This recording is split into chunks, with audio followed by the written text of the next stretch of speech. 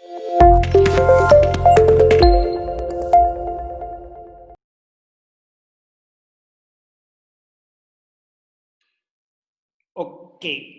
Chapter का नाम balance of payments. पूरी यूनिट है foreign exchange and balance of payments. Last time हमने क्या डिस्कस करा? Foreign exchange. उसमें क्या डिस्कस करा? Meaning of foreign exchange, meaning of fixed exchange rate system, flexible exchange rate system, manage floating. तो आपको इतनी चीजें आती हैं तो इसमें कहीं कोई दिक्कत नहीं आएगी। ये पता होना चाहिए कि इनफ्लोज के रीजंस क्या क्या हो सकते हैं, आउटफ्लोज के रीजंस क्या क्या हो सकते हैं। फॉरेन एक्सचेंज हमारी कंट्री में कब आएगा?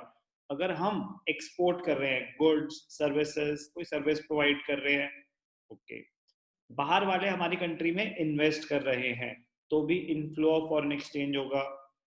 हमने बाहर की कंट्री से लोन्स बोरो करे तो भी इनफ्लोज होंगे।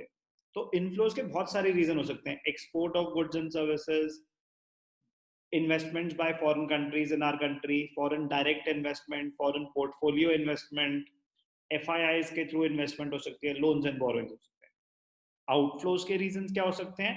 हम बाहर की कंट्री से सामान इंपोर्ट कर रहे हैं, इंपोर्ट ऑफ गुड्स और services.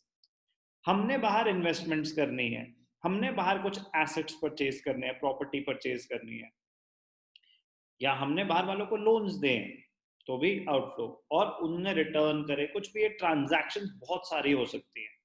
Inflows and outflows of foreign exchange की ट्रांजैक्शंस बहुत सारी हो सकती हैं। अब उसको कहाँ रिकॉर्ड करा जाए? उसको रिकॉर्ड करने के लिए एक सेपरेट स्टेटमेंट बनाई गई, बैलेंस ऑफ पेमेंट्स। क्योंकि फॉरेन एक्सचेंज बहुत ही इंपॉर्टेंट कंपोनेंट होता है किसी भी कंट्री के लिए। तो वो मॉनिटर करना चाहेगा कि कितनी फॉरेन करेंसी आ रही है कंट्री में, कितनी फॉरेन करेंसी जा रही है। ये पूरा का पूरा इंडिया में आरबीआई, सेंट्रल बैंक इंडिया का आरबीआई मॉनिटर करता है फॉरेन एक्सचेंज ट्रांजैक्शंस। पर्पस क्या होता है? पर्पस ताकि बहुत ज्यादा वॉलेटिलिटी ना हो। अगर मैनेज फ्लोटिंग है, हमारे यहाँ क्या है? मैनेज फ्लोटिंग है। We let the market forces decide the exchange rate, but the central bank, which is RBI in our case, will intervene whenever it finds it necessary.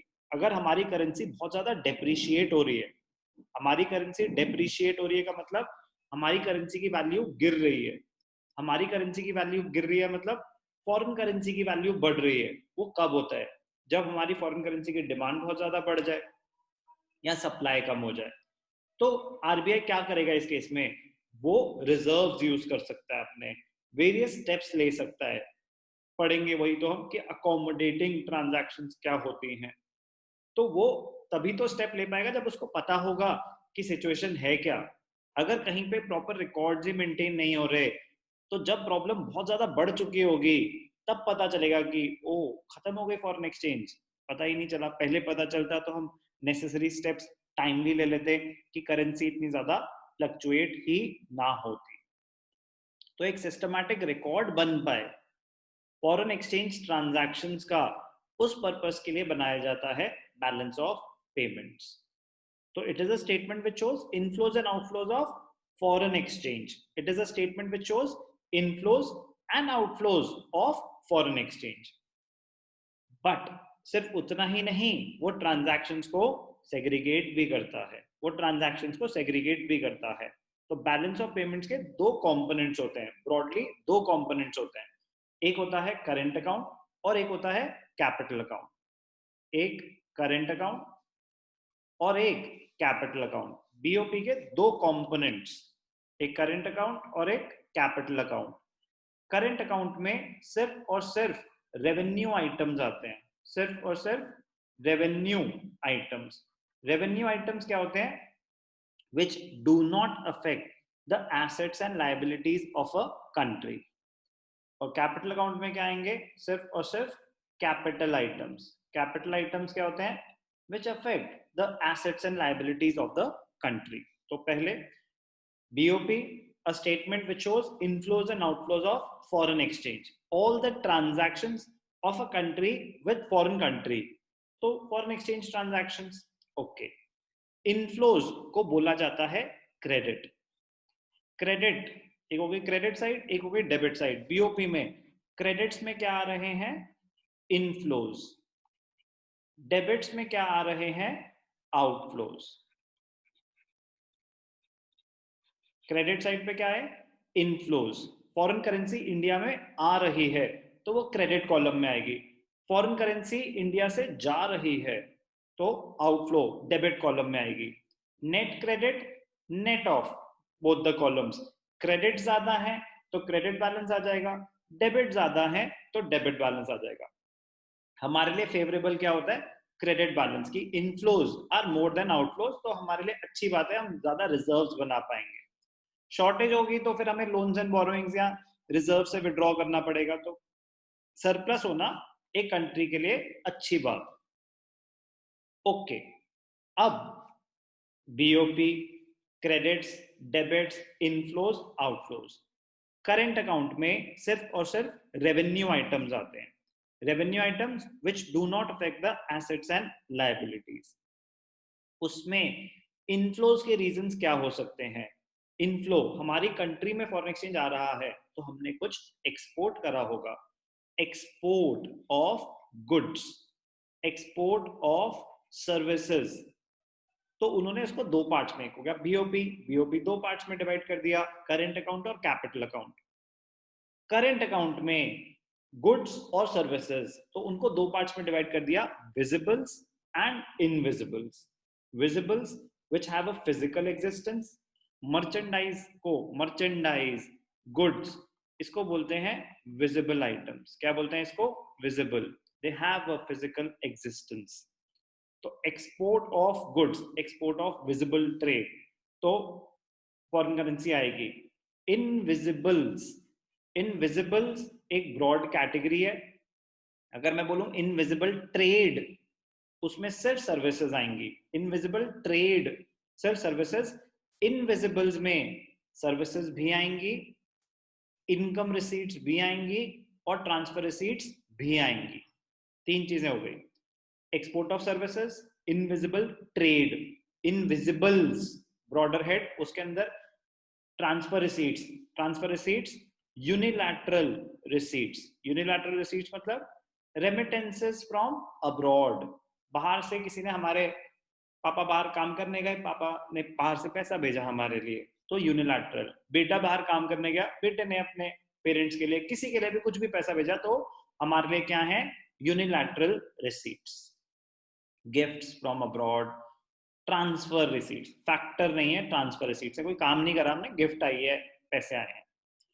ये इनकम रिसीट्स क्या होती हैं, इंटरेस्टिंग पॉइंट है। Income receipts मतलब आपने बाहर कोई investment कर रखी है, आपने बाहर की कंट्री में कोई इन्वेस्टमेंट कर रखी है, कोई किसी बैंक में डिपॉजिट कर रखा है, किसी को लोन दे रखा है, कुछ भी शेयर्स खरीदे हुए हैं, कोई भी टाइप की इन्वेस्टमेंट करी हुई है, उस पर रिटर्न्स आई आपको, उस पर रिटर्न्स आई आपको, आपने शेयर्स खरीदे तो आप डिविडेंड रिसीव करोगे, आपने डिपॉजिट्स कर रखे हैं, लोन्स दे रखे हैं तो आप इंटरेस्ट रिसीव करोगे। तो income receipts, return on investment, return on investment, investment की बात नहीं हो रही, investment is a capital transaction, यहां बात हो रही है रिटर्न ऑन ट्रांजैक्शन। अगर इंडियंस ने रिटर्न ऑन इन्वेस्टमेंट्स, अगर इंडियंस ने बाहर की कंट्री में इन्वेस्टमेंट्स कर रखी हैं, वो इन्वेस्टमेंट्स तो कैपिटल आइटम हो गई, हम उनकी रिटर्न की बात कर रहे हैं कि जो आपने बाहर पैसे इन्वेस्ट करे उस पर जो आपने कमाए, return on investment current account में आता है। तो करेंट अकाउंट में मर्चेंडाइज, उसको बोलते हैं विजिबल ट्रेड, इनफ्लोज में एक्सपोर्ट ऑफ गुड्स, आउटफ्लोज में डेबिट साइड पे इंपोर्ट ऑफ गुड्स, तो हो गए विजिबल ट्रेड। इनविजिबल्स में सर्विसेज भी आती हैं, यूनिलैटरल्स भी आते हैं और इनकम रिसीट्स भी आती हैं। अब अगर हम रिसीव कब करेंगे, हमने बाहर इन्वेस्टमेंट कर रखी है, बाहर वालों ने हमारी कंट्री में इन्वेस्ट कर रखा है, बाहर वालों ने हमारी कंट्री में इन्वेस्ट कर रखा है, तो हमें उनको रिटर्न्स देनी पड़ेंगे ना। तो इन्वेस्टमेंट की पेमेंट्स, तो उन्होंने हमारी कंट्री में शेयर्स खरीदे हुए हैं तो डिविडेंड हम देंगे उनको, तो आउटफ्लो ऑफ फॉरेन एक्सचेंज। उन्होंने यहाँ पे पैसा डिपॉजिट कर रखा है, एफडीज कर रखी है, कुछ भी इंटरेस्ट पे करेंगे हम, तो आउटफ्लोज। तो आउटफ्लोज में क्या आएगा, import of services. Next income payments, तो इनकम पेमेंट्स क्या हुआ, जो बाहर की कंट्रीज ने यहाँ पे इन्वेस्टमेंट कर रखी है उस पे जो हम रिटर्न दे रहे हैं, तो अगेन रिटर्न ऑन इन्वेस्टमेंट ये है। और नेक्स्ट क्या है, ट्रांसफर पेमेंट्स। तो ट्रांसफर पेमेंट्स अब हम बाहर भेज रहे हैं, हम हमेशा लेते ही थोड़ी ना रहेंगे, हम भी देंगे ना कभी, हम बाहर गिफ्ट्स भेज रहे हैं, तो वो क्या हो गई, ट्रांसफर पेमेंट्स। हम बाहर गिफ्ट्स भेज रहे हैं। Remittances to abroad, gifts to abroad, grants to abroad, वो सब गिफ्ट्स एंड ग्रांट्स ये सब यहाँ पे इनविजिबल ट्रेड में आ जाएगा। उसमें इनविजिबल्स में इनविजिबल ट्रेड, अगर मैं आगे ट्रेड लगा दूं ना तो सिर्फ सर्विसेज आती हैं। इनविजिबल्स में सात तीन चीजें आएंगी, सर्विसेज भी आएंगी, इनकम पेमेंट्स, इनकम रिसीट्स भी आएंगी, और यूनिलैटरल्स भी आएंगे। Current account, it records only revenue items. Revenue items are those items which do not affect the assets and liabilities of a country. Credits inflows, debits outflows. Current account आ गया। Second part होता है capital account. Second part होता है capital account. Current account को कैसे close करते हैं, बैलेंस ऑफ करंट अकाउंट निकाल के। बैलेंस ऑफ करंट अकाउंट मतलब credits minus debits, current account receipts minus current account payments. Favourable है तो मतलब inflows were more than the outflows, unfavourable है तो उसको बोलते हैं deficit in balance of current account. Deficit कब होगा, when the outflows are more than the inflows। अगर सरप्लस है तो उसको हम यूज कर लेंगे कैपिटल अकाउंट में। कैसे यूज कर लेंगे, अब गवर्नमेंट के पास सरप्लस है करंट अकाउंट में, तो वो आगे एसेट्स क्रिएट कर सकती है, बाहर कंट्रीज में इन्वेस्टमेंट कर सकती है, कुछ लोन्स अगर ले रखे हैं तो उनको रिटर्न कर सकती है, रीपेमेंट कर सकती है लोन्स की, वो सब हो गया। उसके बाद वो रिजर्व्स पे बनाने के सोचते हैं। पहले तो ये देखेंगे ना कि कहाँ कहाँ इन्वेस्टमेंट हो सकती है, कहाँ कहाँ आपने अगर कोई लोन्स बोरो कर रखे हैं, आप रिजर्व लास्ट में बनाओगे ना। अगर आपने कोई लोन बोरो कर रखा है तो पहले आप उसको पे ऑफ करने की कोशिश करोगे, रिजर्व तो लास्ट स्टेज पे बनता है, वो भी अगर सरप्लस है तो। डेफिसिट है तो जो डेफिसिट हो गया करंट अकाउंट में, उसको मीट करने के लिए you will rely on capital account transactions. तो कैपिटल अकाउंट में क्या आते हैं, transactions which affect the assets and liabilities of a country। Assets and liabilities यहाँ पे सिर्फ और सिर्फ फॉरेन एक्सचेंज के टर्म्स में बात हो रही है, क्योंकि ये सब तो कैपिटल और रेवेन्यू आइटम तो गवर्नमेंट बजट में भी आएगा, आया। ये फॉरेन एक्सचेंज के टर्म्स में बातें हो रही है, लॉजिक सेम है, but now money spent in terms of foreign exchange, money received in terms of foreign exchange, assets created in foreign countries, liabilities created with transactions through transactions with foreign countries। तो यहाँ foreign exchange से related बातें हैं सारी की सारी। Inflows कब होंगे, इनफ्लोज होंगे जब हम बाहर की कंट्री से लोन्स बोरो कर रहे हैं, तो इंक्रीज इन लायबिलिटीज। और इनफ्लोज कब होंगे, हमने बाहर जो एसेट्स क्रिएट करे थे, इन्वेस्टमेंट्स कर रखी थी, उनको सेल ऑफ कर दिया, उनको सेल ऑफ कर दिया, तो इनफ्लोज होंगे। अगेन क्रेडिट कॉलम मतलब इनफ्लोज। इनफ्लोज कब होंगे, when there is an increase in liabilities. तो लॉजिक ये है, हेड क्या होगा, क्रेडिट्स में लायबिलिटीज बढ़ रही हैं या एसेट्स कम हो रहे हैं। लाइबिलिटीज बढ़ रही हैं, लाइबिलिटीज बढ़ रही हैं मतलब आपने लोन्स बोरो करे तो लाइबिलिटी बढ़ गई। बड़ा इंटरेस्टिंग पॉइंट है, बाहर की कंट्री वाले हमारी कंट्री में इन्वेस्ट कर रहे हैं, ध्यान से देखना, मजेदार पॉइंट। बाहर की कंट्री वाले हमारी कंट्री में इन्वेस्ट कर रहे हैं। इन्वेस्टमेंट करने के दो अलग अलग तरीके होते हैं, एक तो एफडीआई, एक एफआईआई। मेजरली इन दो रूट्स के थ्रू इन्वेस्टमेंट होती है, ध्यान से देखना। एक होता है एफडीआई, एक होता है FII, foreign institutional investment. FDI, इसको FPI भी बोलते हैं, foreign portfolio. FPI, foreign portfolio investment. FDI, foreign direct investment. FII, foreign FII foreign institutional investors होते हैं. FII foreign institutional investment. जब हम लोग की बात कर रहे हैं तो इन्वेस्टर्स हो गए foreign institutional investors. FII basically organisations, foreign organisation जो हमारी कंट्री में इन्वेस्ट कर रही हैं. अब ध्यान से देखना, मजेदार पॉइंट. फॉरेन पोर्टफोलियो इन्वेस्टमेंट एक ही बात है. ये सब होते हैं जब वो स्टॉक मार्केट में इन्वेस्ट कर रहे हैं, स्टॉक मार्केट में सिक्योरिटीज में इन्वेस्ट कर रहे हैं, डेट में भी इन्वेस्ट कर सकते हैं ना, नॉट जस्ट शेयर, डेट में भी इन्वेस्ट कर रहे हैं, तो स्टॉक मार्केट में इन्वेस्टमेंट हो रही है, तो वो FIIs. फॉरेन डायरेक्ट इन्वेस्टमेंट होता है कि जब वो कोई यहाँ पे बिजनेस टेक ओवर कर रहे हैं, they are setting up a business,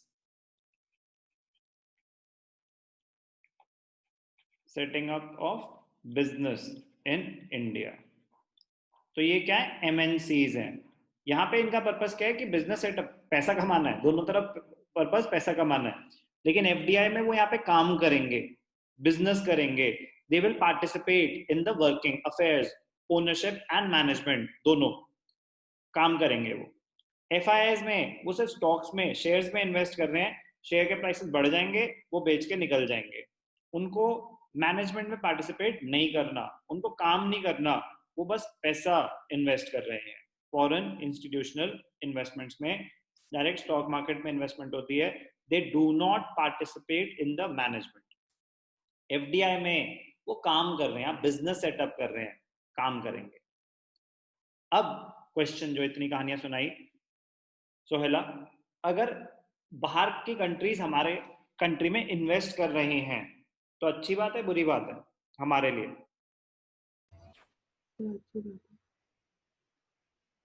अच्छी बात है. अच्छी बात है, बहुत अच्छी बात है. हमारी लाइबिलिटीज बढ़ रही हैं, एसेट्स?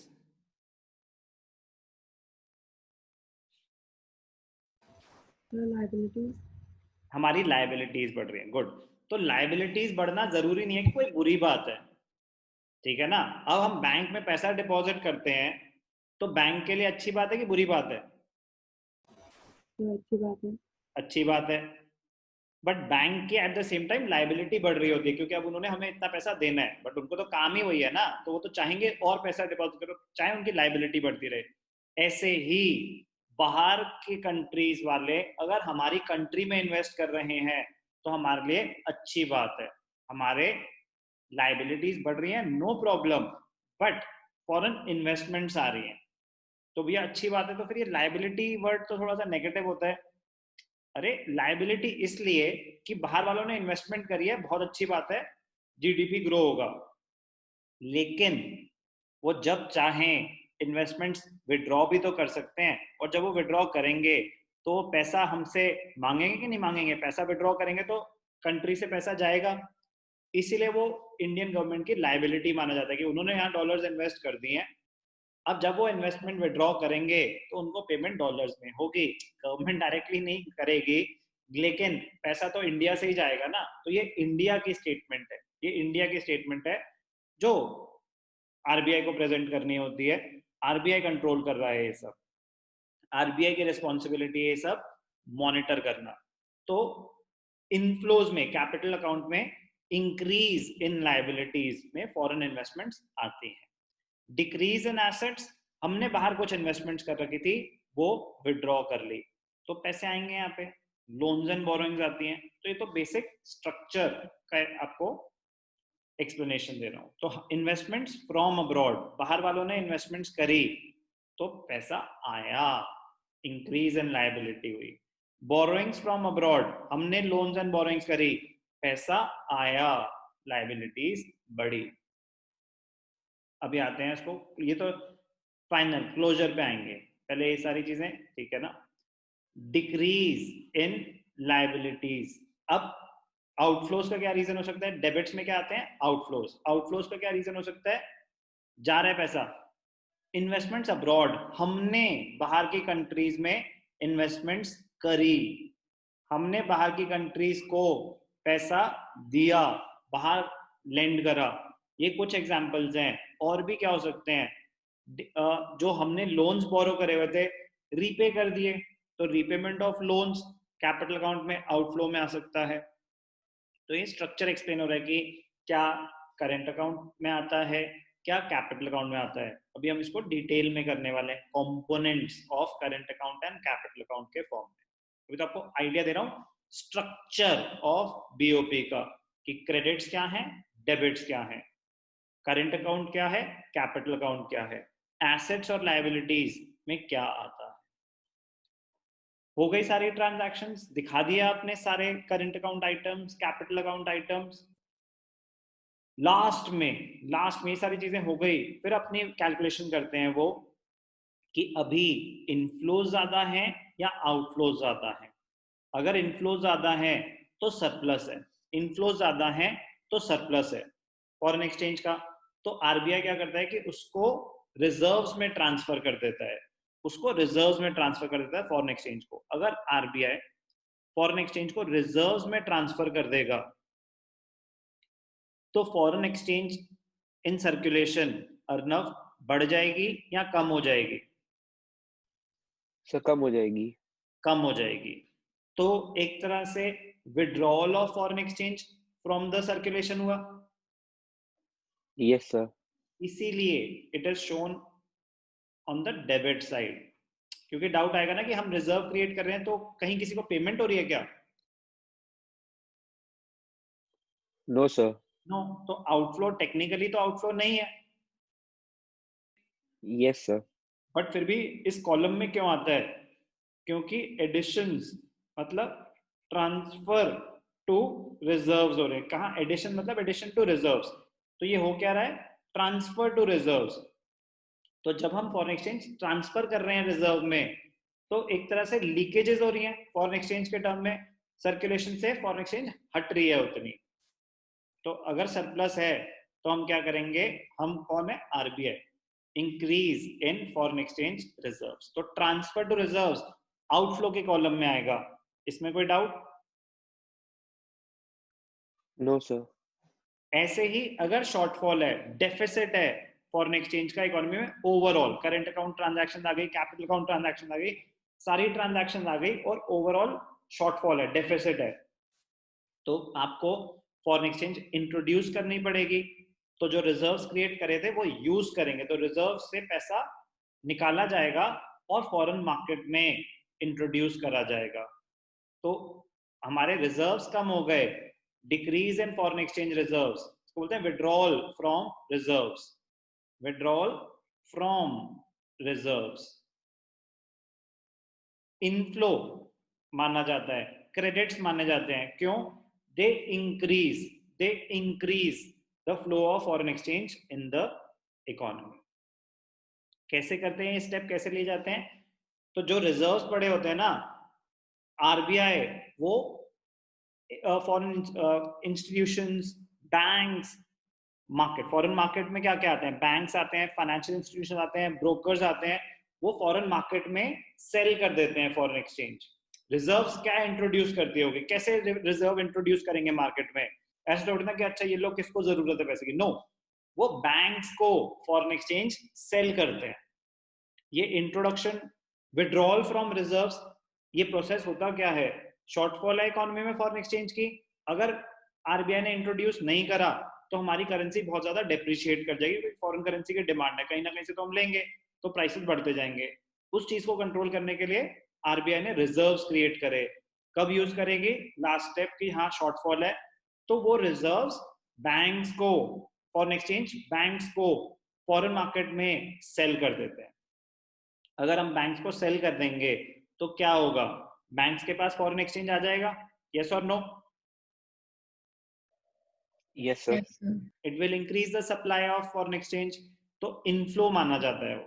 तो सप्लाई ऑफ फॉरेन एक्सचेंज मतलब हमारी इकोनॉमी में फॉरेन एक्सचेंज आ जाएगा। तो इसका लॉजिक छोटा सा है, समझ आना चाहिए कि क्यों ट्रांसफर टू रिजर्व्स आउटफ्लो के कॉलम में दिखाया जाता है और क्यों विड्रॉल फ्रॉम रिजर्व्स इनफ्लोज के कॉलम में दिखाया जाता है, और वो प्रोसेस अंडरटेक कैसे करता है। तो RBI foreign institutional investor, foreign markets, foreign exchange markets के साथ इंटरैक्ट करता है। फॉरेन एक्सचेंज मार्केट में बैंक्स और फाइनेंशियल इंस्टीट्यूशन ही आते हैं। क्या करा हमने? Structure of BOP. अभी बेसिक आइडिया लिया, अब आराम से एक एक करके कंपोनेंट्स डिटेल में स्टडी करेंगे। ये सारी चीजें जितनी भी मैंने बोली हैं सब रिपीट होने वाली।